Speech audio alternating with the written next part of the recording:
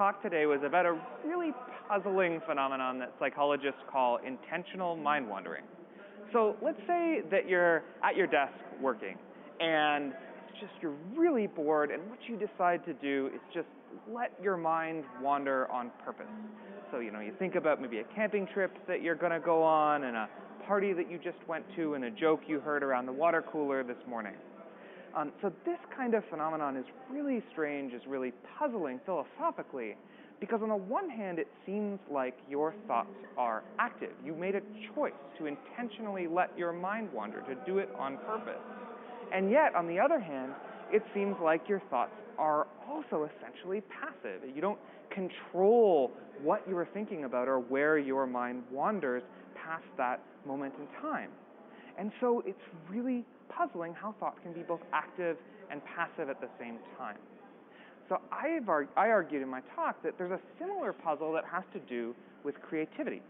So on the one hand, it seems like artists are being able to produce creative ideas is a central part of the sort of agency of someone who's an artist or someone like me who's a professor, or just a lot of our agencies that we're able to produce creative ideas. And yet, on the other hand, artists frequently describe themselves as really not being the authors of their creative ideas, as the ideas as coming somehow from outside of them, say from the gods when you look to Plato, or from the unconscious, maybe is a more modern version of that term. So what I tried to do is make sense of these cases that seem both active and passive at the same time. So what I said is that both of them involve what I called meta-control. So what I said you were doing in that sort of a case is you're actively initiating and maintaining a mode of attention that's not guided. And that's sort of my philosophical, bit of machinery is guidance. So it's not guided and thus it's passive.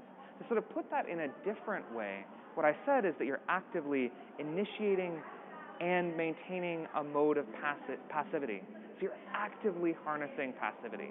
So I think that's really interesting from a philosophical point of view, because in looking at these sort of strange cases of mind wandering and creativity, what we find is a kind of active passivity that we just really haven't theorized in Western analytic philosophy, although I think it is implicitly theorized, for example, in the sort of creative texts or the sort of works and discussions of artists that I described today.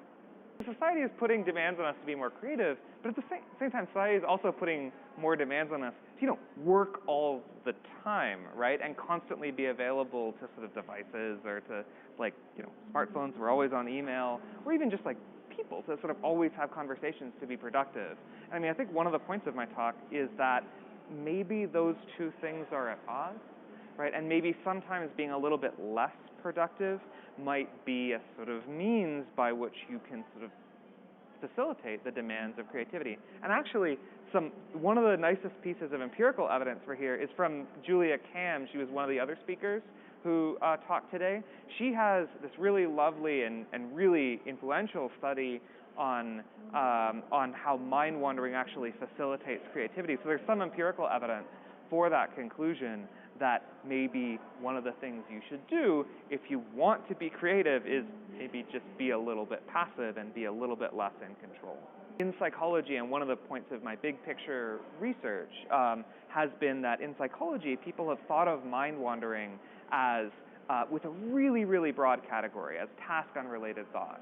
So anything, when you're doing one thing, like say you're at work or you're in a class and you're thinking about something else, right? Like maybe you're letting your mind wander from one topic to another, or maybe you're in lecture and you're sort of absorbed in your smartphone, right? You're distracted from lecture with that. As thinking of both of those as kind of task-unrelated thought and the same kind of thinking, what I've argued actually is that they're very different.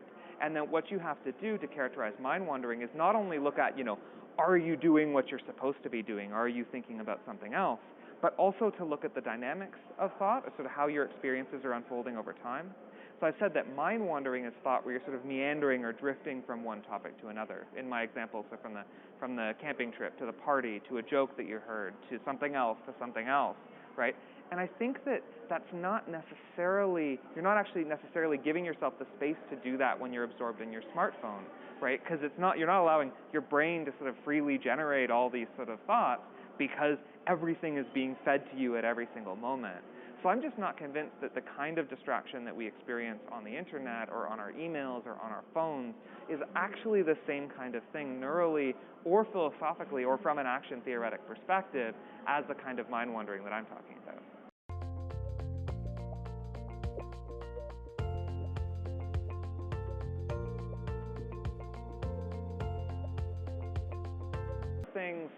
So there's been this big picture view in education, right, and how people have philosophized about education, that mind wandering is something really bad.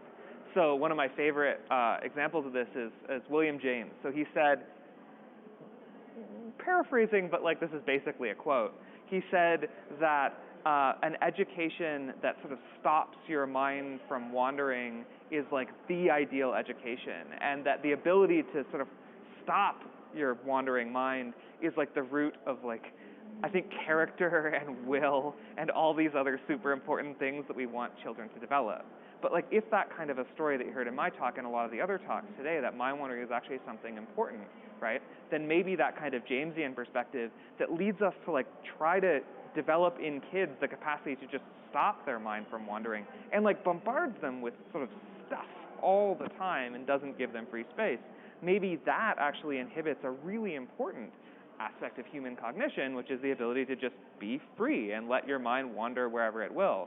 So I guess the advice would be, yeah, teach a kid how to stop their mind from wandering, because it's really important that you can do that sometimes. But also give kids space to sort of let their minds wander, to sort of just, be themselves and sort of not necessarily focus on anything.